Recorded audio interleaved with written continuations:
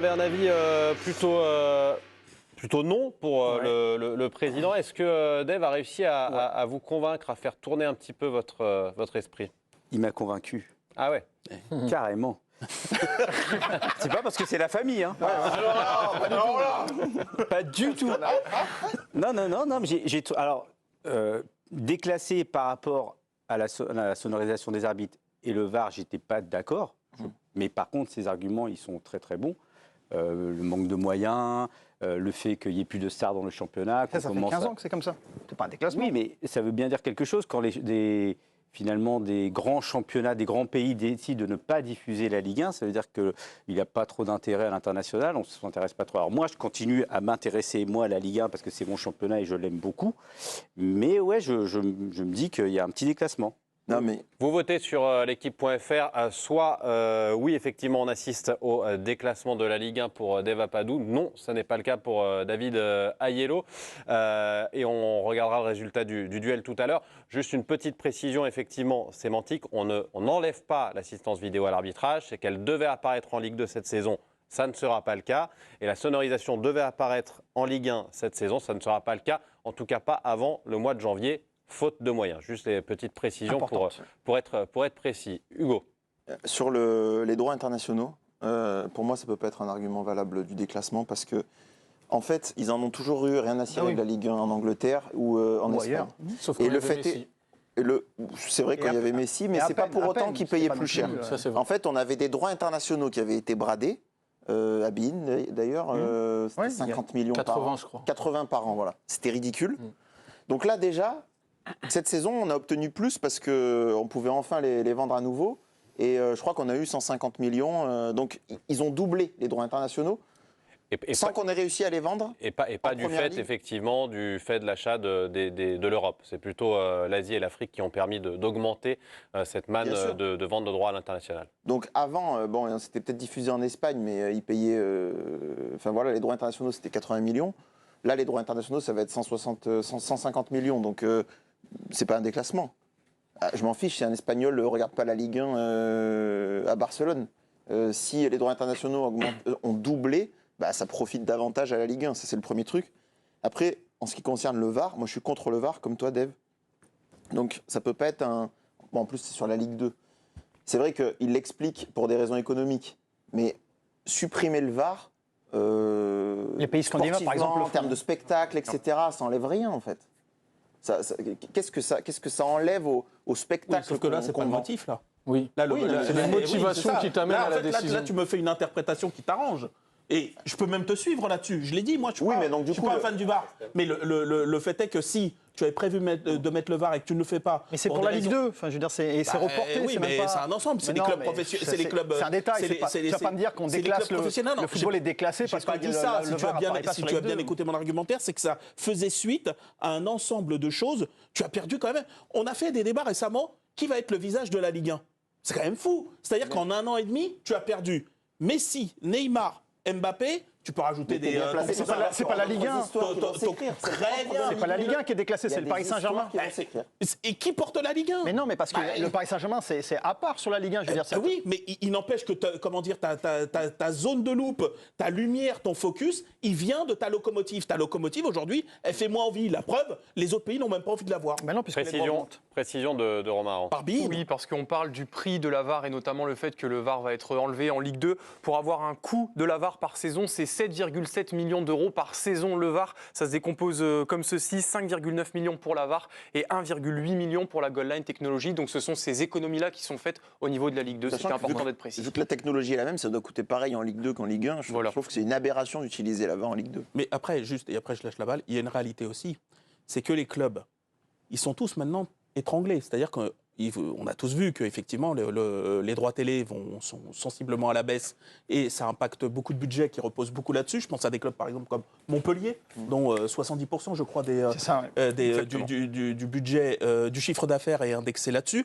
Et je trouve que tout ça fait que si tu ajoutes le PGE, le prêt garanti par l'État que tu as eu pendant le Covid, et que tu vas devoir rembourser, que tu as un contrat à vie avec CVC, à qui tu dois reverser Au moins 13%. Je dis au moins parce que ça peut être parfois plus. C'est 20% cette année. Voilà, exactement, 20% cette année de tes revenus.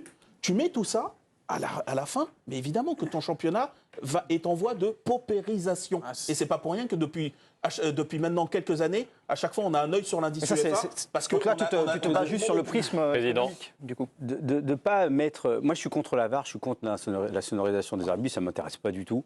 Mais je me suis habitué. Et dans la dramaturgie télévisuelle, même dans le stade, quand ça arrive, il se passe quelque chose maintenant. Je suis surpris quand il n'y a plus. Il me manque un truc. À la télévision, maintenant, ils ont réussi à créer ce truc où tu attends. Et là, si on ne le fait pas, ça veut dire que dans la dramaturgie qui est racontée en France, c'est pas la même que les autres. Mais encore une fois, c'est que sur la Ligue 2. Donc la sonorisation, c'est quelque chose. C'est aussi montrer que l'arbitre est très important. Oui, mais la sonorisation, c'était une initiative française où on était plutôt précurseur. C'est pas non plus quelque chose qui est généralisé. Tidiani. Non, mais moi, en fait, c'est plus sur le déclassement au global du football français où je tique. Après, sur les arguments de Dave, on est obligé de le suivre. Moi, c'est exactement le terme que je voulais utiliser. En fait, c'est la paupérisation de la Ligue 1. C'est-à-dire qu'on rogne sur les moyens pour les acteurs que sont les clubs, et donc là, logiquement, les moyens de réalisation et de valorisation à travers les diffuseurs, parce que c'est aussi de ça dont il est question. C'est comment tu vas valoriser ton feuilleton, ton produit, ton spectacle.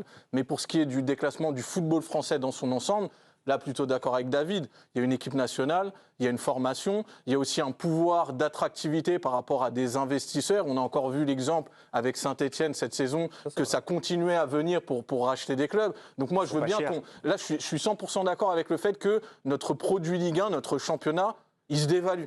Ça, c'est incontestable. Les stars sont plus là, l'intrigue n'est plus la même, les indicateurs par rapport aux investisseurs étrangers sur les droits TV, on a plein d'indicateurs, mais... La viabilité d'un football, la santé d'un football ne se résume pas uniquement à son championnat, même si évidemment ça compte beaucoup. Mais elle ne se résume pas uniquement au championnat, Tidiani, mais en fait, on vend systématiquement ça, moins d'argent pour les clubs, comme une très mauvaise nouvelle, voire comme une catastrophe.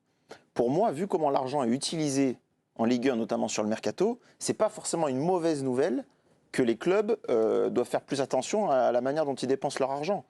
Et même certaines des plus belles saisons de Ligue 1 ont eu lieu quand les clubs ont fait confiance à leur formation, qu'il y a eu des générations spontanées dans certains clubs qui ont accroché des Ligues des Champions. Voilà. Et puis tu as d'autres championnats qui arrivent. Ils sont devenus des stars en Ligue 1, et ça c'est possible. Peut-être qu'aujourd'hui on n'a plus de stars, mais peut-être que dans 3-4 mois, Barcola, ça sera une star à l'échelle européenne. Mais les stars, elle n'est pas liée forcément aux stars, parce que quand il y a des stars, c'est souvent au Paris Saint-Germain qui éclate le championnat. Donc si ça resserre le championnat et on a une vraie intrigue jusqu'au bout, ça peut être hyper attrayant, attractif à regarder. On peut être en haleine derrière ce spectacle. Ça peut être un super championnat, même sans stars. Oui, mais l'exemple d'Hugo est intéressant. Il y a la Liga qui, après la crise immobilière de 2008, a dû totalement repenser sa façon de travailler au niveau des clubs parce qu'il n'y avait plus d'argent dans les caisses. Et ça a débouché sur peut-être la décennie la plus florissante du foot espagnol, qui s'est même étendue au niveau européen parce que duel Messi-Ronaldo, Barça-Real, on a atteint des sphères qu'on ne pensait jamais atteindre. Par contre, ça ne se fait pas juste en claquant des doigts. Il faut qu'on ait des présidents de clubs qui aient une vision. Et moi, ce que nous ont montré justement nos présidents de club depuis des années, c'est que cette vision, ils ne l'avaient pas. C'est que cette lucidité sur leur marché, sur leur secteur d'activité, ils avaient fait un certain nombre d'erreurs, ils avaient pris un certain nombre de décisions qui n'étaient pas les bonnes. Donc moi, sur l'idée de travailler mieux avec moins, sur le principe, je dis OK. La créativité à la française, j'ai pas envie de la renier. Mais par contre, il va falloir que les présidents nous montrent autre chose dans leur capacité à se réinventer, parce que pour le moment, ils nous montrent totalement l'inverse. Ça ne vous inquiète pas, messieurs, l'argument qui est avancé, justement, cet argument de faute de moyens. On avait prévu effectivement d'être novateur sur un domaine, celle de la sonorisation. Mettre la VAR, on a quand même des clubs professionnels en Ligue 1 et en Ligue 2, c'est comme ça que ça fonctionne en France. La licence pro est accordée aux clubs de Ligue 2. Ils sont censés être mis à au même standard que la Ligue 1, et on vous dit on n'a pas assez d'argent pour mettre ça en place. C'est cet argument, c'est l'argument du manque de moyens. Est-ce que c'est à long terme, est-ce que ça ne vous inquiète pas ? Je crois que Tidiani vient de répondre à la question. Ce n'est pas parce qu'on a plus d'argent qu'on sera plus performant. Le Portugal travaille très bien, les Pays-Bas travaillent très bien. Ils ont beaucoup moins de droits télé et de budget en moyenne que les clubs français. La Grèce a gagné une Coupe d'Europe cette année.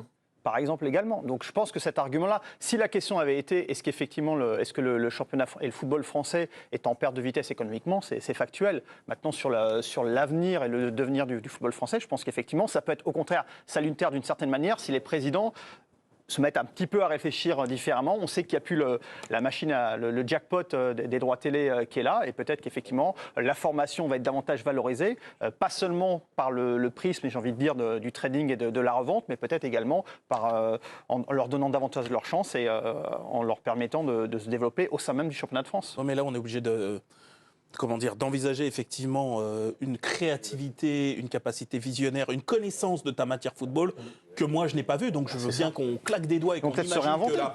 Oui, bon, peut-être. Non, mais il y avait une facilité, c'était, comme je le disais, là, tu avais les droits télé, tous les ans, tu avais 30 à 50, 70%. Et ça rendait feignant. Et ça rendait feignant en termes de créativité. Ouais. Peut-être que là, mis devant le fait accompli, parce qu'on le répète à longueur d'année, les gens qui sont à la tête des clubs français, c'est aussi des gens qui, par ailleurs, réussissent très souvent dans leur propre business. Ouais. Donc, c'est pas non plus des demeurés. Donc, à un moment, peut-être que. Non, mais tu as l'impression que le foot les rend pas intelligents, par contre. Peut-être que, voilà, c'est le moment, en tout cas, de. Oula.